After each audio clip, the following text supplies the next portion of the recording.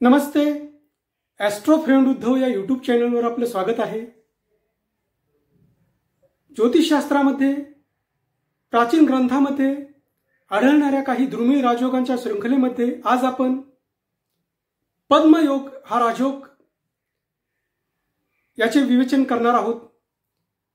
आज आपण पद्मयोग या राजयोगाची माहिती घेणार आहोत. अर्थात पद्मयोग हा राजयोग कशा प्रकारे घटित होतो व त्याचे फल कशा प्रकारे प्राप्त होते हे कुंडलीच्या उदाहरणाद्वारे आपण समजून घेणार आहोत.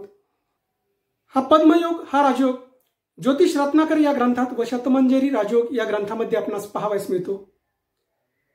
या योगानुसार कुंडलीमध्ये जन्मलग्न कुंडलीचा भाग्येश अर्थात भाग्यस्थानाचा स्वामी व चंद्रलग्न कुंडलीचा भाग्येश अर्थात चंद्रलग्न कुंडलीचा भाग्यस्थानाचा स्वामी हे दोन्ही ग्रह लग्न कुंडलीच्या जन्मलग्न कुंडलीच्या भाग्यस्थानामध्ये असतील व शुक्राबरोबर असतील तर हा राजयोग तयार होतो. अर्थात जन्मलग्न कुंडलीचा स्वामी भाग्येश हा भाग्यस्थानामध्ये असावा अथवा भाग्यस्थानाशी संबंधित असावा व चंद्रलग्न कुंडलीचा भाग्येशही चंद्रापासूनही भाग्येश लग्न कुंडलीच्या भाग्यस्थानामध्ये जन्मलग्न कुंडलीच्या भाग्यस्थानामध्ये असावा व त्यांच्याबरोबर शुक्र हा ग्रह असावा.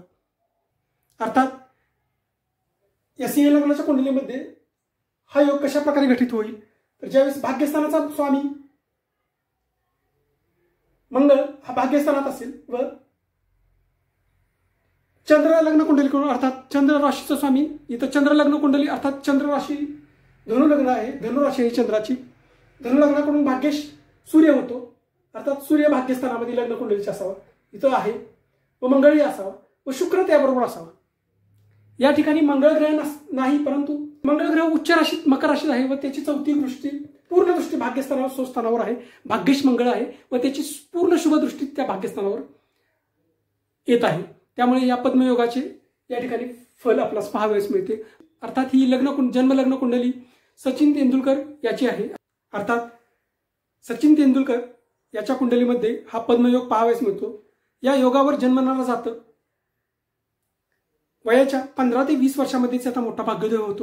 या ग्रंथानुसार हा योग असता व्यक्तीला वयाच्या 15 ते 20 वर्षामध्येच मोठी राजकृपा प्राप्त होते. अर्थात वयाच्या 15 वर्षानंतर ते 20 वर्षापर्यंतच याचा मोठा भाग्योदय होतो. या व्यक्तीचा मोठे यश प्राप्त होते.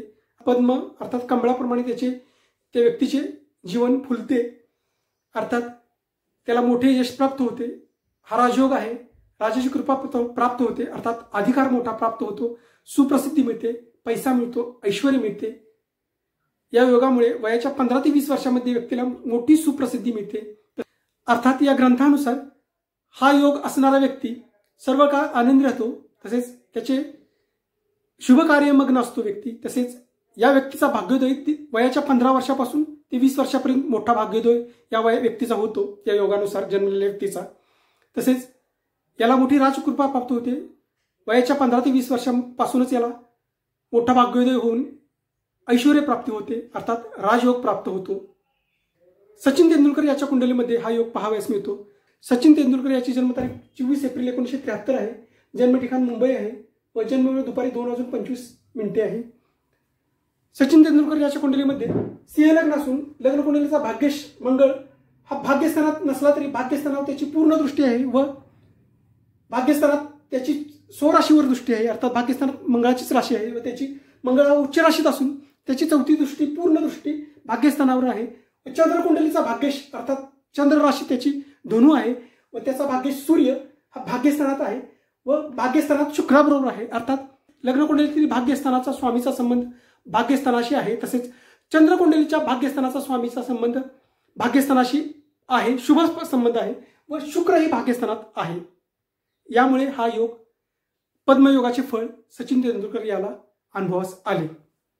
अशाच प्रकारचे काही दुर्मिळ राजयोग आपण यानंतरही अभ्यासणार आहोत.